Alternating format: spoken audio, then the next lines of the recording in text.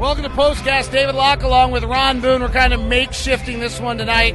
Hopefully it'll be a little bit better as time goes on, but we are live on both Facebook as well as we'll be up on Locked On Jazz, iTunes, and Android all year long for our POSTCAST for you, so you can get your regular podcast, or you can join us live after games now on the Locked On Sports Facebook account, and you can give us your thoughts. Blake Wynn chimes in right away. Fun game tonight. What were your thoughts? Well, fun game, and it's kind of nice watching things that they've been working on in practice where they have to try to make them happen out there on the floor. Now, obviously, whatever they're working on, they'll get better at, and whenever the rotation tightens up a little bit more.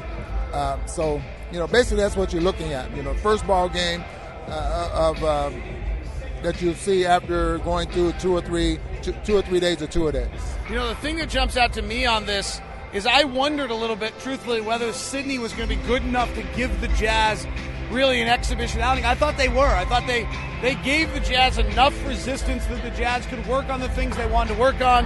And I think we saw an initial surge by the Jazz really doing the first thing, which was running after misses and creating it. But I think the Jazz also learned that's hard. And the reason a lot of teams in this league don't run is because it's really, really hard. And they lost their gusto of running after misses as the night went on. And that's why the challenge to the big men is going to be on this year. And I know you and I are going to follow that. We're going to watch it very, very carefully where he wants those big men running.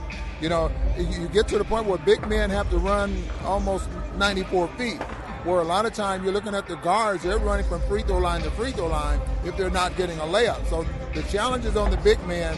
So they're going to have to be in shape. So maybe that rotation, when Quinn see a guy that's laboring out there a little bit, he'll get somebody in there just to make sure they keep that pace, that tempo going. Rotation was interesting tonight. What we saw was the Jazz start with Favors and Gobert, and then Favors became Gobert's backup, and they never returned to it other than opening the quarter. We saw Mitchell and Exum play together.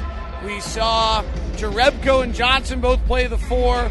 There were a lot of different aspects to the rotations, but a lot of the game was played with a stretch floor, and only limited amount of the game that they started with Favors and Gobert together was what jumped out to me. And I'm going to be watching that as well, and I don't know, and maybe this will happen, maybe it won't. Maybe I'm just reaching out there, but maybe the defense that the Jazz want to use might be a little bit different when Derek Favors is on the floor because of Rudy's rim protection, and Derek Favors is he's 6'10", 6'11". Obviously, he's not the rim protector that Rudy is, but maybe that defense will change a little bit as how they want to play when Derek's on the floor at that center position. For those of you that are checking box scores tonight, the stats system didn't really vibe tonight or really work, so the numbers are not official at all. Dante Exum had more than 6 points. Jake Snelson, our statistician, I believe, had him with 9. Rodney Hood we had with 23. So there's not a lot. The official numbers are not there. Let's go to some of the questions. You can ask us questions this year on Facebook Live. Go ahead. Let me bring something interesting up, because this new stat system is something that the statistician came down and told me everybody went to Las Vegas. This is the entire league. They spent 3 or 4 days down there working on it. This system comes from Australia, and it's screwing up here tonight. So hopefully they'll get it ready. But the whole league is doing this, and hopefully things will work out. All right, let's go to some of your thoughts and your questions. We're trying to turn this into an interactive show this year. Facebook Live for you. Jacob Thorpe says, thoughts on Burks and Favors' explosion. They both looked quicker to me. Yeah, Burks, again, as we spent a lot of time talking about that, the game is, I think his game is going to change. And I really think that he's going to be a better basketball player this year. And who's the other player? Dante. Favors. Favors. And Derek, we're looking for him to have a big year. I'm really looking for him to have a big year. But he's got to develop he's got to get back to that mid-range jump shot that he had 2 years ago, to where it was he had so much confidence in it, and he was making it. Though I really love both Derek and Rudy made great mid-roll passes tonight. If you don't have the mid-range jumper, when you catch the ball in the middle of the paint and you're too far away from the paint, you've got to be able to hit the guy in the corner. It's frankly a better play anyway. Both of them did a great job hitting that tonight. Blake Wynn says, I think the lineup of Rubio, Exum, Cephalosha, Johnson, and Rudy will be one of our best this year. That's interesting. So you're playing the speed of Exum. It's a lot of non-shooters on the floor right there, though. Rubio, Exum, and Cephalosha are all sub 33% three-point shooters. So that lineup better be really good defensively and create a lot of opportunities on the open floor. And you hit it right on the head, and hopefully they can score off their defense a little bit more, and I think that's what you're looking at there. You're just talking about having non-shooters. When you have non-shooters, then you got to score off the defense some kind of way, to keep pace. Matt Barber says, didn't get to see the game, but saw a lot of love on Twitter for Alec Burks. Is he able to crack the rotation again? He played the fourth quarter. He played not against the Sydney Kings top-level guys. So let's make sure we understand he wasn't playing against Sydney Kings top-level guys who probably aren't NBA guys, so he was on him. But that's the best. A lot of things I saw out of Alec Burks. I thought he was terrific. I think he probably had 5 assists in that fourth quarter. He moved the basketball. He saw the game happen beforehand. He's talked himself about the maturity he has as a player. I thought he looked like a much different player, hit a nice corner three. Really excited about what we saw at Alex. Yeah, I'm excited there as well. But then again, he's got to work his way back into this rotation. I mean, he missed all of last season, with that injury. And even when he tried to come back, he just wasn't there.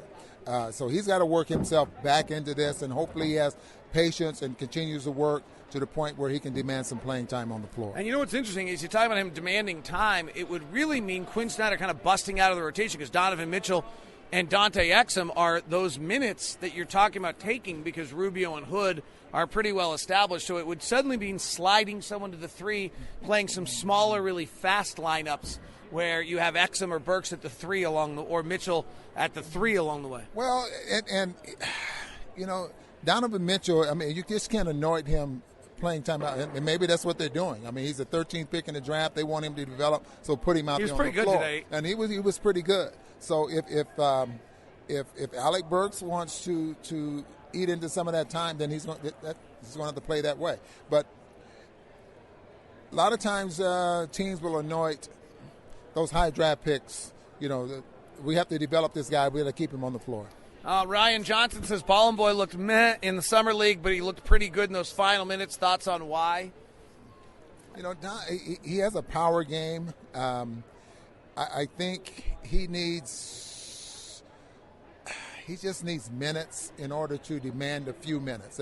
If you understand what I mean, and I'm not so sure he can get enough minutes to demand. This might be the most important 2 weeks of his career. It could very well be, and you hit that on the head. His talent, we just don't know. I mean, he said last year he can shoot the 3. He shot it in college. He shot one tonight, knocked it down. I've watched him in practice work on his shooting, but he plays such a power game that he could make some team, and he could be on this team. He could maybe go to the G League and end up getting a little more experience and coming back. I don't know. Royce O'Neal and he are battling along with some others for that final spot. There's really about 16 guys battling for 15 spots. And then you have the two-way contracts of Eric Griffin and Nate Wolters. Neither of them played tonight. Rodney Hood, we believe, had 23 points. The box scores are not official. Joel Bolomboy did have 9 in that fourth quarter. And the Jazz did a nice job. They started early. They blew them out early in the game, 35-16 at the end of one. Ricky Rubio's tenacious defense early dictated the game. And then as the night went on, the Jazz kind of lost a little focus. It got down to 9 in the third. They blew it back out like they were supposed to.